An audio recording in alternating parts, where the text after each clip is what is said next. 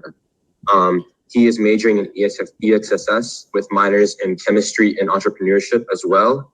And he brings a wealth of experience in leadership, as he has demonstrated history of being a founder, history in chemistry, networking, communications, and just problem solving in general. And these are all skills that are needed to meet the evolving needs of healthcare. And so together, lead on Healy, a platform that we believe has the potential to transform the healthcare industry. We are committed to creating a world where access to quality healthcare is a fundamental right, and medical professionals are equipped with the knowledge and skills they need to actually meet these evolving needs of the patients. And today, we are actually honored to have Dr. Christopher Liu here with us today to share his insights on the healthcare industry. And thank you for joining us, Dr. Liu. Hey, thanks, Joe, and I appreciate the invitation. And I know we had met at one of the PodFest expos, and I'm really happy to share what I know to medical pre-meds and people interested in the healthcare profession. So right now, Dr. Liu will be giving us a presentation, and then after, I will be asking him a set of questions. All right. So today's talk is all about financial literacy and fitness for the healthcare professional post-COVID. So we all know that the world is changing. Really, COVID kind of put basically woke everybody up to the fact that the world is a little bit different, and we have to evolve and change and adjust to existing needs. So that's what I'm here as a healthcare professional, and tell you some of the tools, tactics, and strategies that I use to find success and fulfillment in my career. So quick outline, I'm going to give you a quick background, my story, and then the actual need for financial literacy and the ability to prepare yourselves for what's coming in the next 5, 10, 15 years. So mindset, skill sets, how you can prepare yourself both medicine-wise as well as outside of medicine, because you really have to, in this day and age with the aging healthcare profession, you need to really mitigate these types of risks that's going to happen to the system. And then happy to answer questions. So this is for pre-meds, med students, really residents. This is really guidance and advice and wisdom in order to survive and succeed. And people interested in entrepreneurship, people interested in doing things outside of medicine, innovating within medicine. So I always talk about entrepreneurship versus entrepreneurship. So quick definitions, we'll talk about financial independence. That basically means that you basically can support yourself apart from friends, family. You can basically make a living on your own. Financial freedom is a next step, is where you don't need a job, you don't need to clock in, you can do whatever you want and make meaning out of life. So that can come from investing, that can come from savings, that can come from having a really successful career, rising up the ranks. And then there's different types that we can talk about, but there's these different meanings in terms of the financial independence movement. But really, it's all about preparing yourself for the next 10 to 15 years. So a little bit about me. So I started my career back in '96, right when the internet was getting started. And so I remember the big thing back in '96 was the ability to send email. And something, we take for granted today was huge back then. And since then, it's been amazing to see the social media streaming, social media search, all of these. Now it's artificial intelligence, blockchain, and we've really come a long way. But nevertheless, I took the traditional route. I was pre-med, went to Baylor for medical school. That was really what I was gung-ho and set my sights on, and I made it there. I was an MD-PhD. And really my entrepreneurial career got started during my PhD years, where I studied at Rice University, Department of Bioengineering, very similar to UNC Chapel Hill. And back then it was a hub for entrepreneurial, a lot of undergrads starting companies out of their dorm rooms and businesses. And I started 2 companies investing in stocks and trading options, as well as investing in real estate. So I got my financial freedom really early, and I learned the value of financial literacy. If you understand numbers and you understand savings, you can go a long way. So, and then was able to retire early. at the age of 38. So since then, I was 38 years old and I had really achieved everything I wanted and, did everything. I got into orthopedics but really my passion was really in helping people, sharing, educating, and making an impact in different ways. So I took a year off to really travel the globe, really try to figure out what I wanted to do for the rest of my life. And so I started my company called Financial Freedom for Physicians, which basically helps physicians achieve financial literacy, financial freedom. We talk about investing, how to navigate career transitions, what is upcoming technological changes and trends. So I've written 4 books. I've consulted with healthcare organizations, physicians. I do a lot of speaking. I do a lot of educating. I have a podcast, YouTube channel. You can check me out. I'll send the links to Joe at the end of it, so you can reach out to me. My email address is chris@drchrislou, MD-PhD. So that's me in a nutshell. And now I want to make it about you. So really, the world is changing. So if you really understand what's going on and what's happening, so we're experiencing a lot of instability globally. So we have a lot of geopolitical instability, political instability, social strife, riots, economic instability, banking crisis, financial crisis, wealth gap, climate change. All these signify that there's something wrong with the world today. So there's this great book that I recommend that you guys check out. It's called The Fourth Turning. And it was written in 1997, but it really describes what is happening in our world today. So every 80 to 100 years, there's these crises, these periods of turmoil and strife. So in the 60s, you had the racial riots, you had, Roe v. Wade, Brown versus Board of Education, all these landmark changes. And right now what we're seeing is a collision of all of these factors coming together all at once. And that's the result of an unstable financial, educational, political system. And so if you really understand where we are today, you understand that the amount of change and disruption that we've experienced over the last 20 to 30 years isn't going to compare to what we're going to experience in the 10 to 15 years. So if you're smart, you're hardworking, you're prepared, and you're able to function in highly dynamic and changing, very variable environments, you can set yourself up for a lot of success as a physician in your career, investing. So that's why, I love talking to undergrads about this. And COVID was kind of the stamp that really woke everybody up, kind of made everybody reassess where they were and move forward. So check that book out.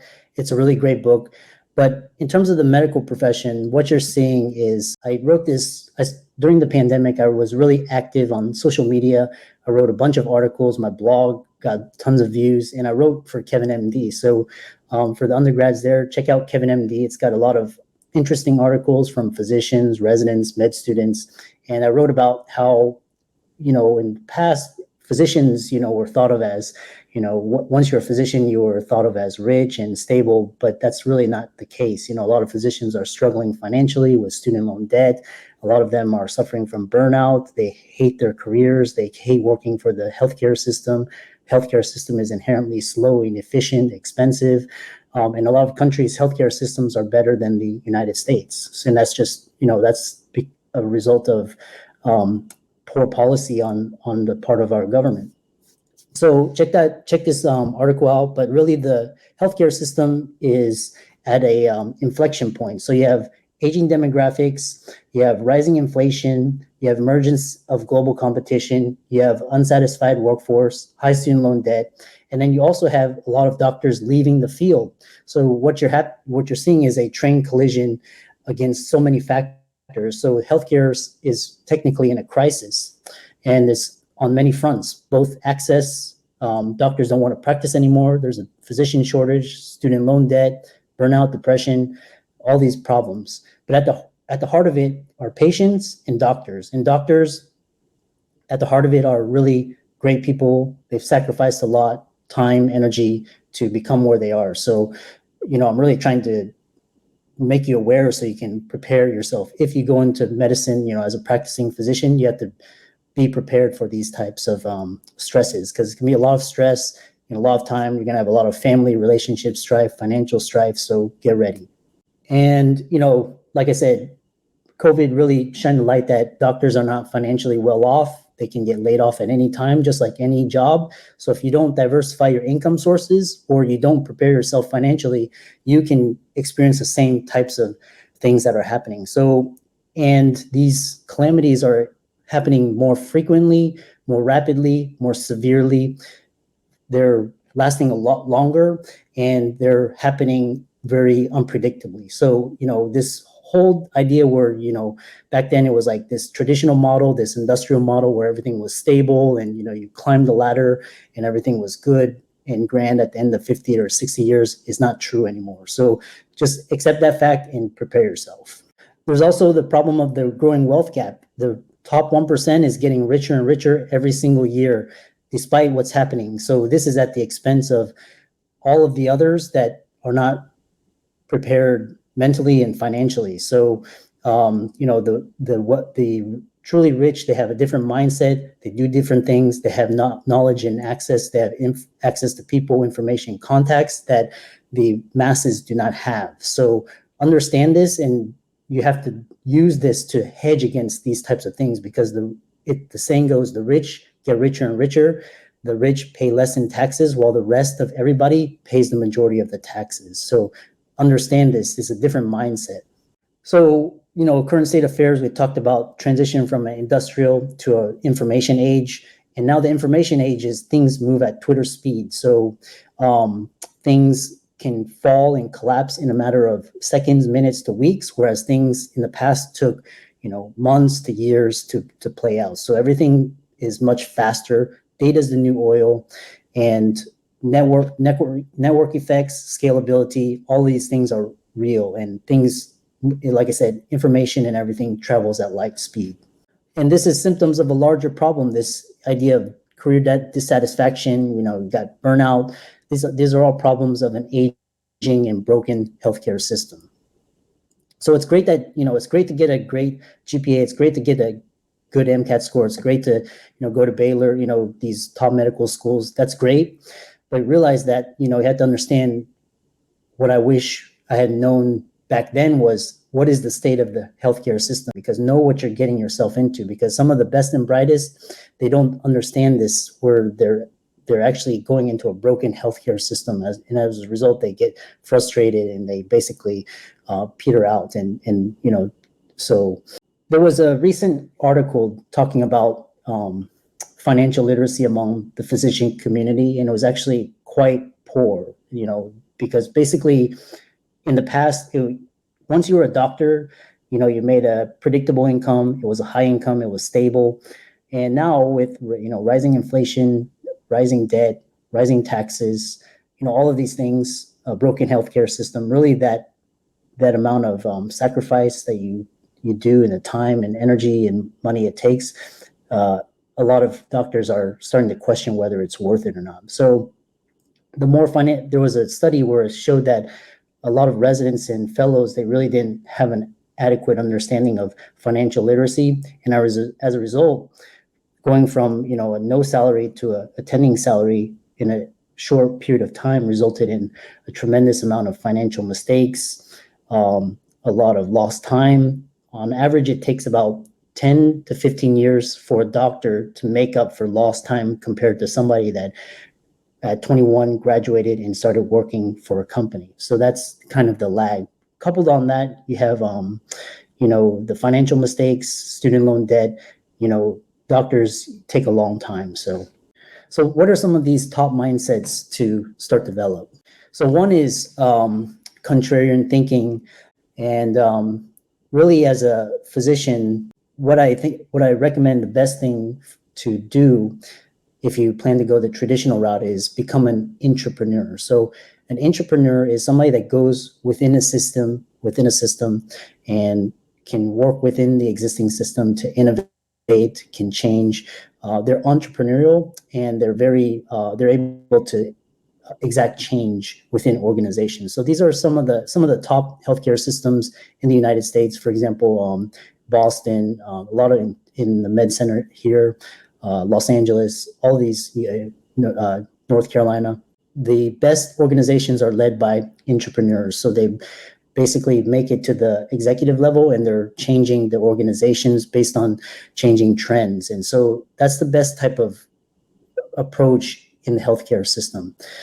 And it takes contrarian thinking, it takes outside of the box thinking. You have to be innovative, creative, and if you can work within the system, you can really shape it and change it. I think healthcare system has an extremely long way to go, and it's extremely slow and inefficient, but eventually there's a breaking point where innovation hits a critical mass. So that's one way. The other way, for example, a lot of my colleagues, they graduated medical school, they did not do residency, and they started their own companies, their own healthcare companies, information technology, artificial intelligence, consulting, a lot of different things. So these are titled entrepreneurs. So they basically innovate outside of the system. And the entrepreneurs, the risk is high risk, but it's high reward. So understand that the risk reward ratio is a little bit different than the traditional approach. So these are some of the mindsets to take in mind. I find that if you had a struggle or you had hardship that you had to overcome, that usually makes you a little bit more hungrier, and it makes you a little bit more successful when you think about things in the long term. So, the medical field is a little bit, shall I say, it's a little bit traditional because, there's a cultural and generation gap between the elder and, the millennials and Gen Z. So a lot of the fixed mindsets based on the baby boomers, the good thing is a lot of them are retiring and handing it down to Gen X and millennials. So, but, ideas around money where it was shameful to talk about it, to sell yourself, to promote yourself. You need to be able to, as a physician, you need to market yourself. You need to be able to communicate ideas. You need to be able to sell. You need to be able to promote. So these are basic business skills that are not taught in medical school. So you have to learn this on your own and develop these skills. In the past, all you needed was a high earned income and you were fine. Now you have to understand the role of inflation, taxes, debt. You also have to understand the role that malpractice, divorce, all of these things have a huge effect on your net worth and your wealth. So, and there's also this question of, in the past, doctors were like, oh, I have a 10 million net worth, but, let's say they have zero cash or savings in the bank. So all their net worth is in their house or their cars, and they thought they were rich, right? So, come 2008, come 2020, then they really realized the fact that you need to have there's difference between cash flow rich versus balance sheet rich. So there's two different types of thinking. And then, just traditional modes of thinking, basic financial literacy. These are all things, you have to start to consider. So some of the top skill sets I'll go in that are not taught in medical school. These are not things that you can develop in a classroom. You have to really there's great books out there, leadership books, management books, but you have to actually go out there and practice it. So this is with your fellow classmates in your courses. And it's really, these are more real world, real skills. So a great book that I recommend is called The Millionaire Mind. And he's Thomas Stanley. This really highlighted the fact that high net worth individuals versus the people that struggled financially. And it really came down to really just habits, simple. It does not take rocket science, because the majority, if you can get into medical school and graduate and do residency, you are more than well equipped to understand financial literacy. This is much easier than learning the Krebs cycle and all of that. So, and it just takes a mindset, and it takes some financial discipline, and really just basically, living within your means. That's the basic premise, right? Once you increase your earned income, you can save on taxes, you can make investments, you can save more, invest more.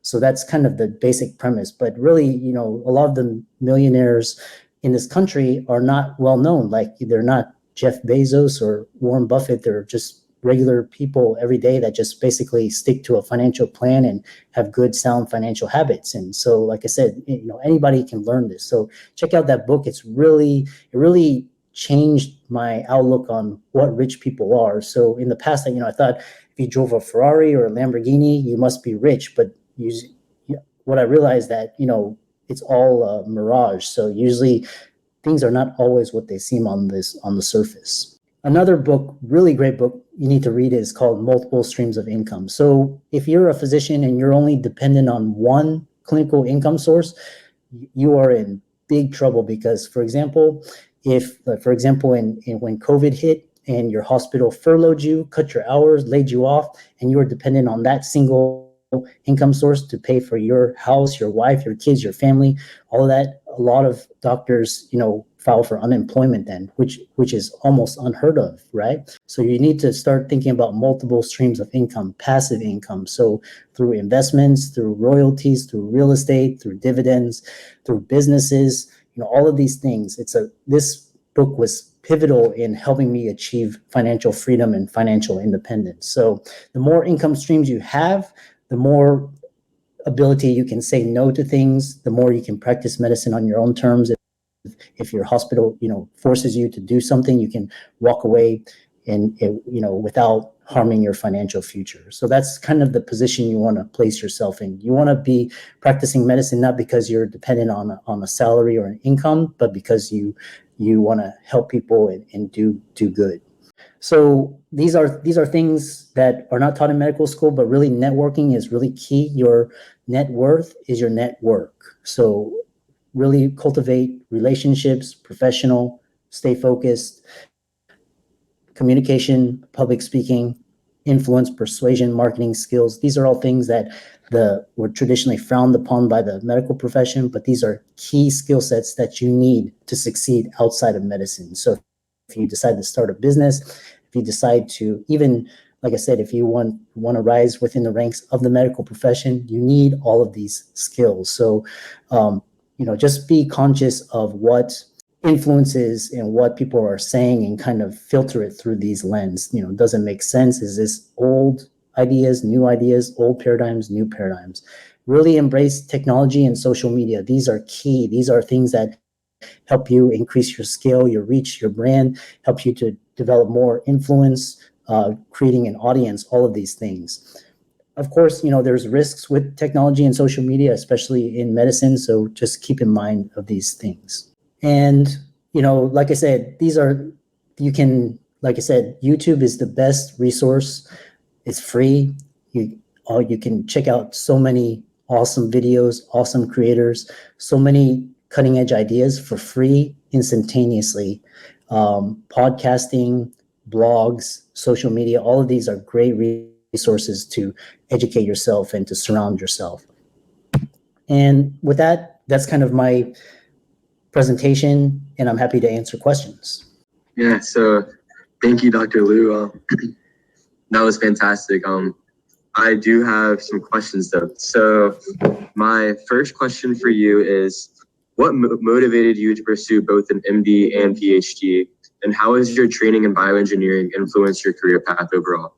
Yeah, that's a great question because I've always been entrepreneurial. So for me, I went into medicine because it was kind of emphasized by my parents and they were first generation. So, it's kind of a badge of honor to get into medical school. So that's kind of partly the reason. I've always been an entrepreneur, and apart from that, the medical profession does pay well. So, and I was like, an MD and a PhD opens a lot more doors compared to just an MD alone. So you can succeed with an MD, you can succeed with either one. It's kind of like how you navigate the career path. So, another great is always find mentors that are doing things that you want to do. So if a physician is an entrepreneur, or if a physician is academic or private practice, there's all these different pathways to success, and there's all these different ways of getting there. So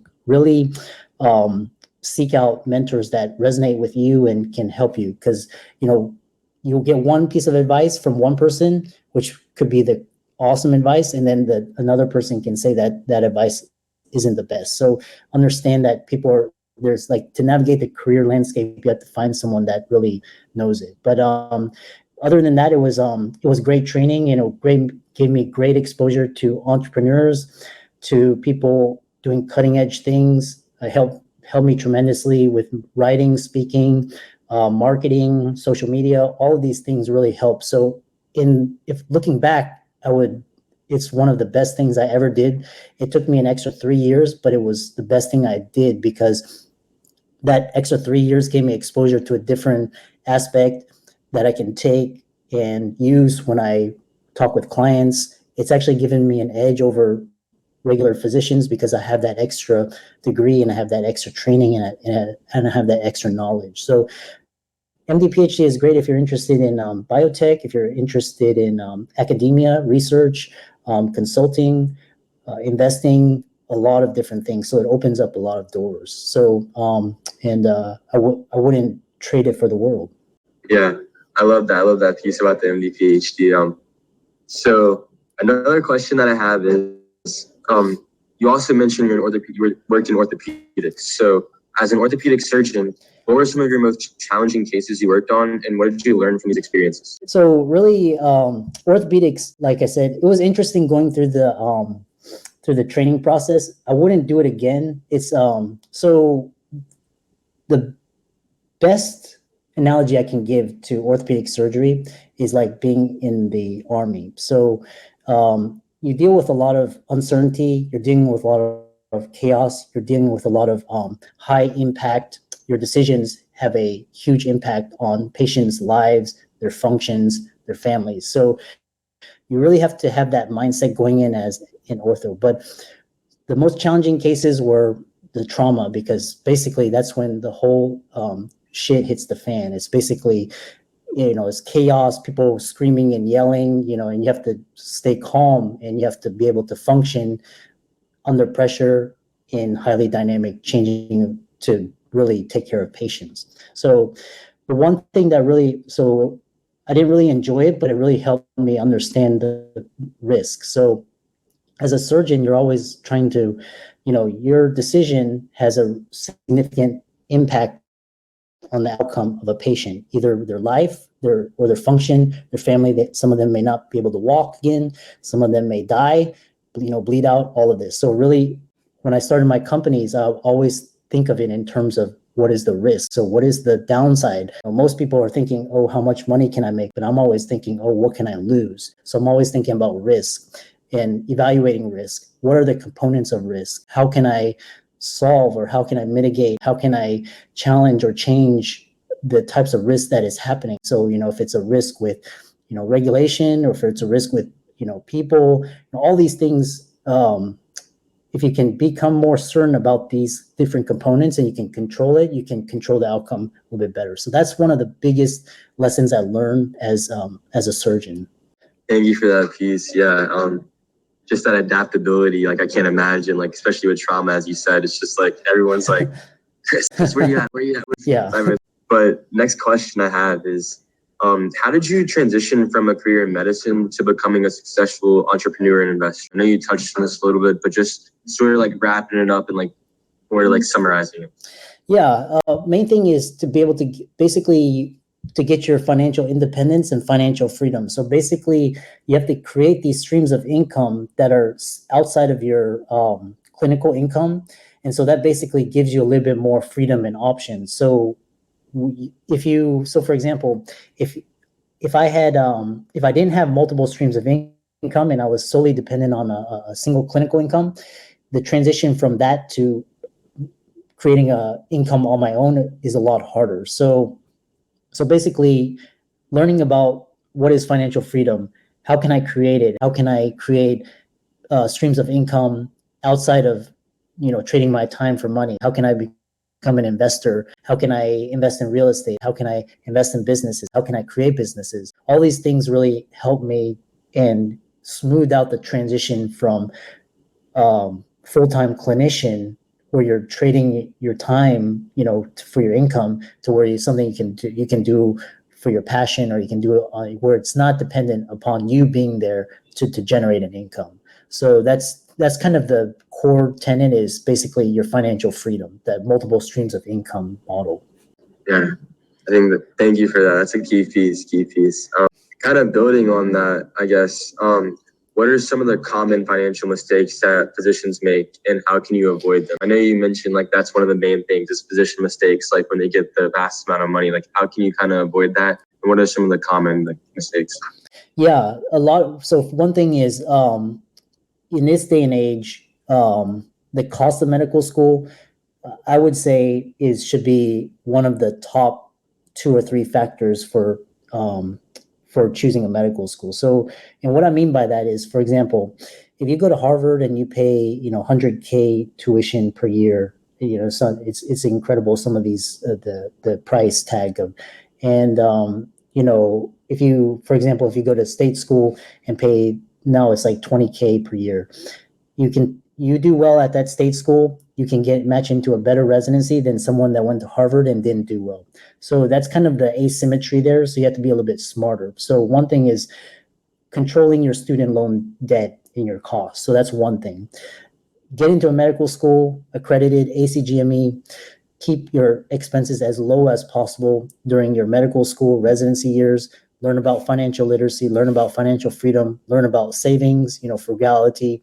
Once you become an attending, there's a great quote, 3 to 5 years as an attending, you live like a resident. You basically live on like $50,000 a year, and you save the rest and you invest. That'll set you up for almost the rest of your career. So that's kind of the way it is. But then, a lot of doctors, they suffer from this. It's almost like the sports star, the athlete, the celebrity.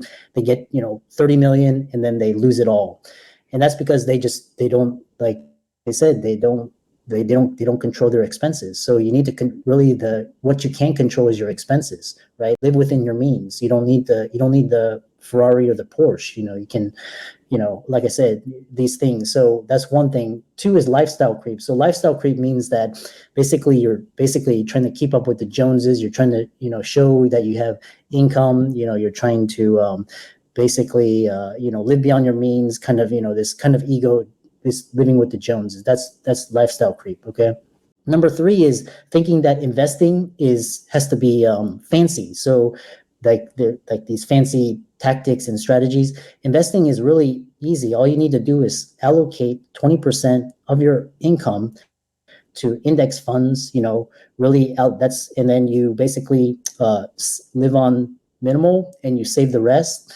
But a lot of physicians, they get into, these investment schemes. They get into these pyramid schemes. They get scammed. A lot of their friends and family ask them for money, all these things. So that's a lot of things. It's called investment loss. So if you can avoid that, really understand that. So really, like I said, number one thing is control your expenses. That's the first step. Okay. And then, there's other things, but that's kind of the basic premise of some of the common mistakes. All right. So moving on, my next question is, can you tell me about a time where you had to make a difficult decision as a physician and how you approached the situation? So it's a bit vague of a question. It can be anything as far as like practicing, something with a colleague, anything, any type of situation. Yeah, well, I can tell you. So, for example, when I retired 7 years ago, that was a tough decision because I had invested a lot of time. I invested all this time and money and energy, and I wanted to do something different because really I couldn't. I realized that I could not do what I wanted to do by working in the existing healthcare system, because the healthcare system, it rewards people that just kind of fit within the system. But if you want to really make a significant change and impact, you really have to start something on your own, or you have to do it within some like bigger organization. You have to have people supporting you. So that was kind of when I turned in my keys, badge, and pager.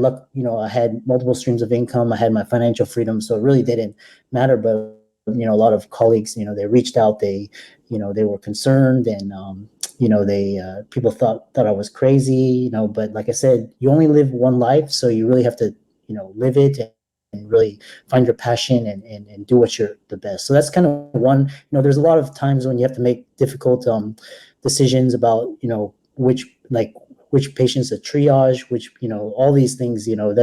That's part of the stress of the medical system, is especially where it's a dysfunctional system, and then you're forced to make life and death choices, that can really weigh on you as well.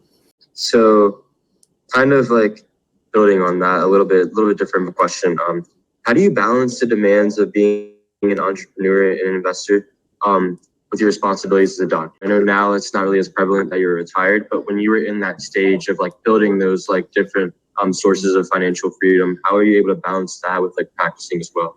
Yeah, that's actually really hard. So at some point you have to make it. You have to make the jump. You have to decide. Okay, and you have to have like you have to be basically you have to take a leap. It's like you have an income, you've built side streams, you have a base. You have good savings base, you have investments, and at some point the duties of being a doctor are going to collide with your time and your aspirations for wanting to make a change. So it's really hard, but at some point, so for example, when I was able to create passive income for myself and basically create income where that met my monthly expenses, I had my financial freedom, and I was able to do it, for one month, and I could do it 2 months consecutive, 3 months, and that gave me the confidence to be like, okay, I can do this full time. I can jump in. I can do what I want. So it's really hard as a physician because your time is so limited. So like to be an entrepreneur, investor, and a physician is really, I mean,